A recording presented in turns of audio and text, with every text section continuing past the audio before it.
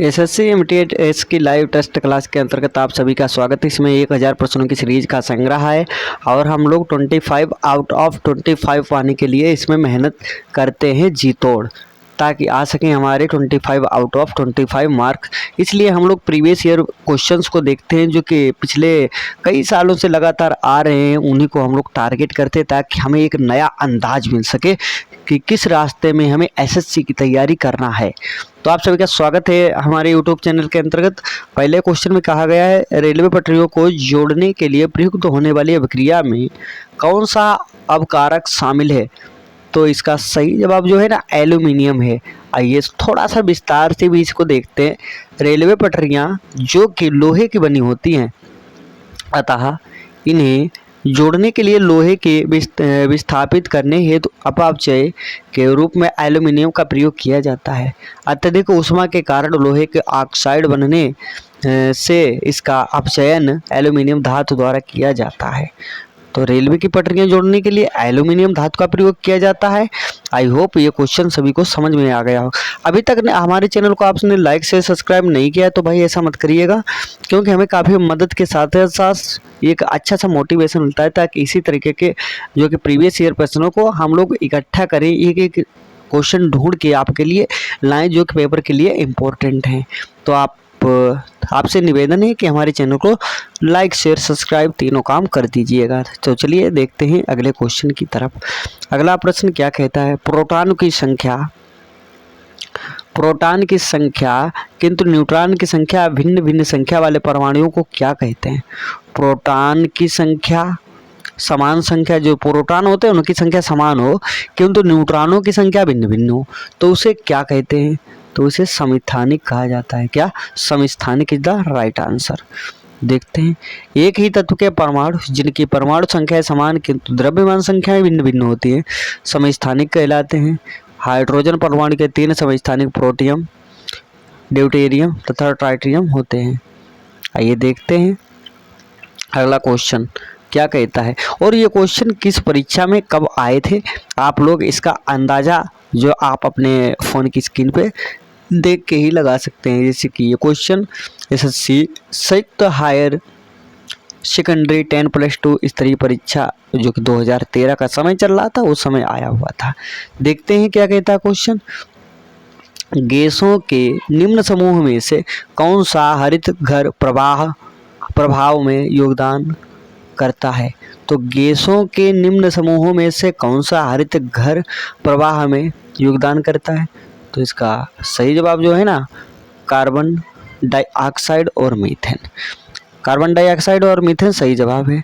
देखते हैं, green house gas में प्रयुक्त रूप से carbon dioxide, methane, chlorofluorocarbon, nitric oxide तथा जलवाष्प होती है, जिसमें CO2 60%, मीथेन 20% तथा नाइट्रिक ऑक्साइड 6%, क्लोरोफ्लोरोकार्बन 14% का अनुपात होता है। इसी अनुपात में ये गैसें पाई जाती हैं। आई होप ये क्वेश्चन सभी को समझ में आ गया होगा।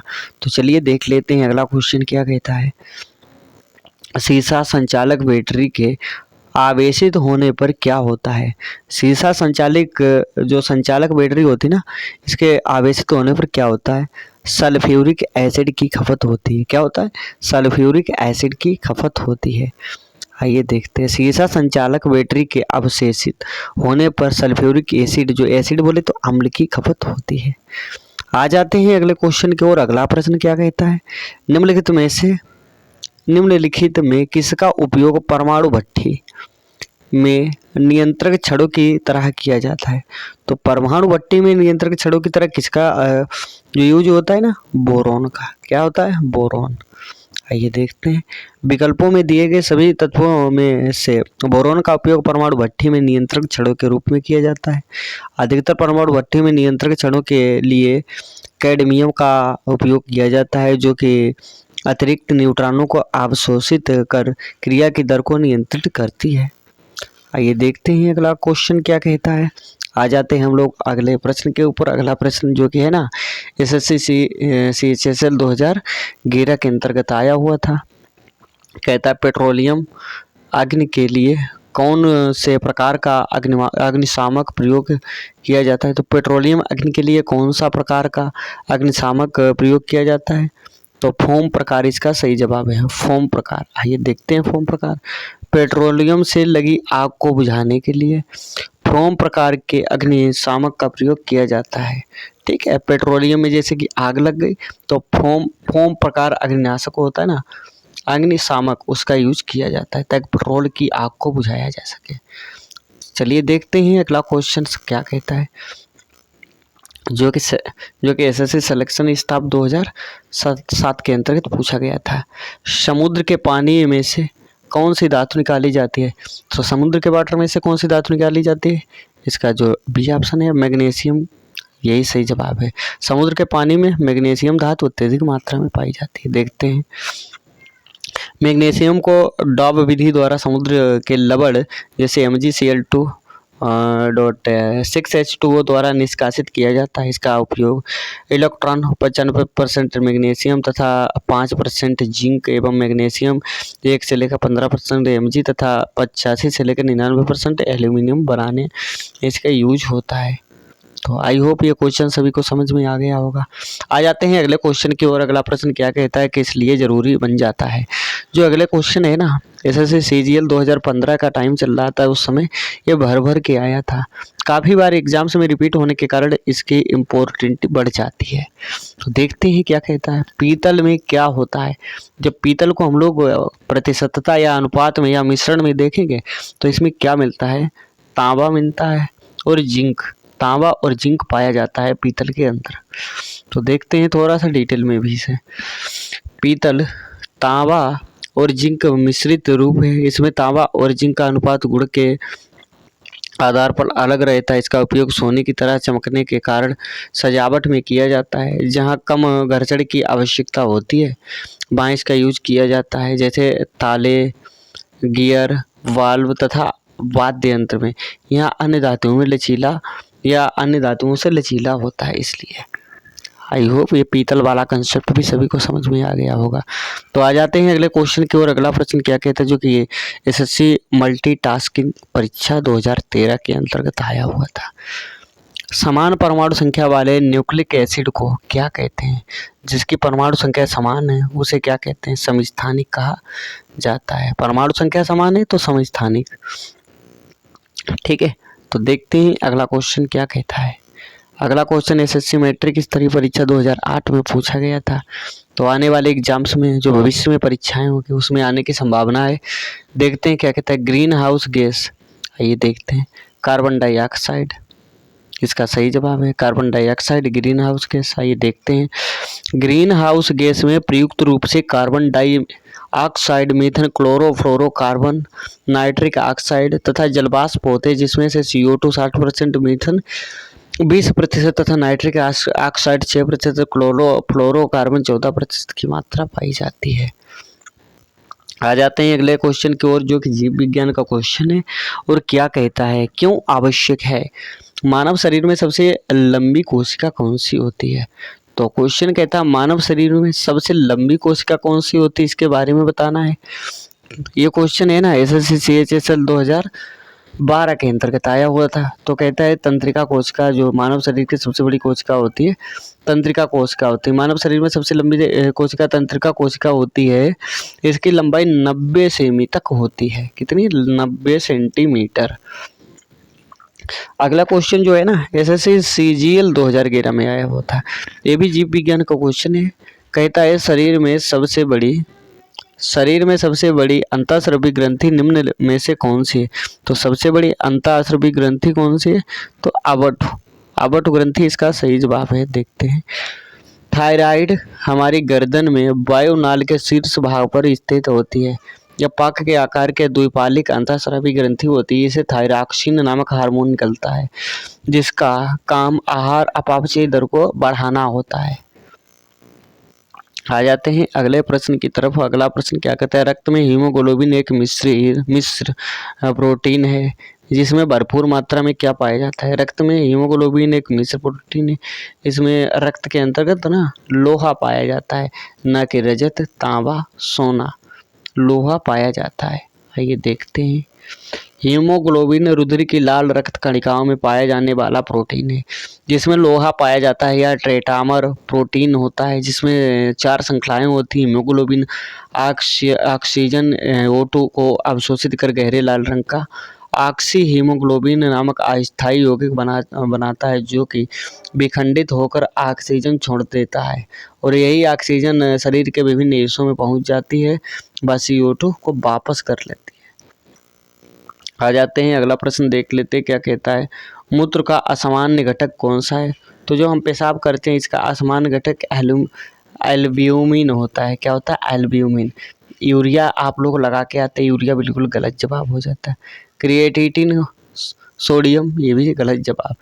तो जहाँ पे एल्ब्यूमिन होता है ना, ये काफ़ी हद तक सही होता है, क्योंकि सामान्य मूत्र में 95% जल, 2% रबड़। रबड़ क्या होता है? NaCl व SO4 इत्यादि, जो कि 2.5% यूरिया और 0.3% यूरिक एसिड तथा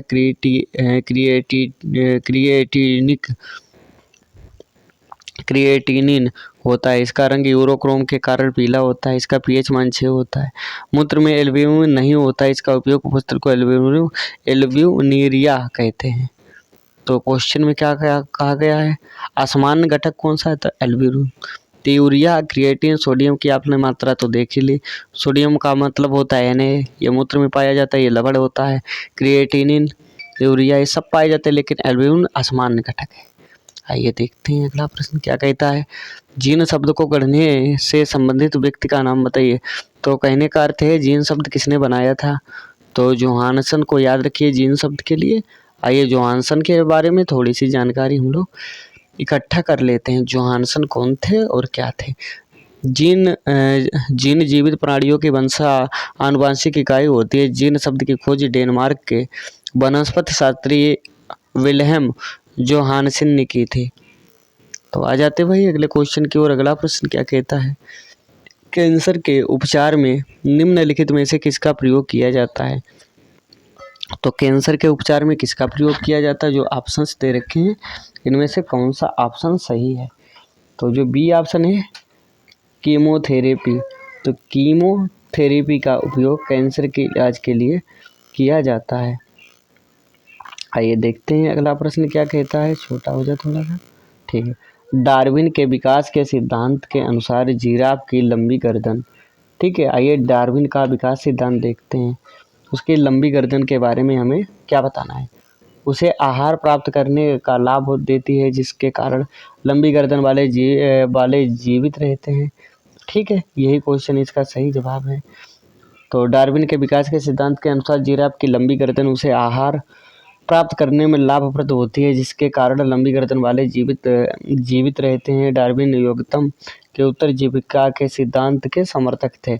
जैसे कि जो जिराफ थे ना, जो पेड़ के पत्ते खाया करते थे, इस कारण इनकी जो गर्दन हो जाती है लंबी हो जाती है, ठीक है।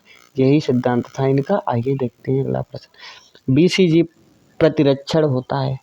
तो BCG क्या होता है? ट्यूबरकुलोसिस के लिए BCG होता है। आइए देखते हैं BCG प्रतिरक्षण ट्यूबरकुलोसिस के लिए किया जाता है। डिप्थीरिया के लिए DPT और कुष्ठ रोग के लिए MDT का उपयोग किया जाता है। ये कुछ रोग के टीका होते हैं। और आइए देखते हैं अगला क्वेश्चन क्या कहता है। अगला प्रश्न की तरफ आ जाते हैं। अगला प्रश्न, गर्भाशय के लिए वैकल्पिक शब्द क्या है? तो गर्भाशय यूटेरस गर्भाशय यूटेरस कहा जाता है। गर्भाशय मजबूत मांसपेशियों से बना एक थैली जैसा अंग होता है, जो महिलाओं के पेट में काफ़ी नीचे की ओर स्थित होता है, जिसमें मनुष्य जाति यानी लड़का और लड़की बनना यानी फर्स्ट काम बनने का इसी में होता है, गर्भाशय के अंदर होता है।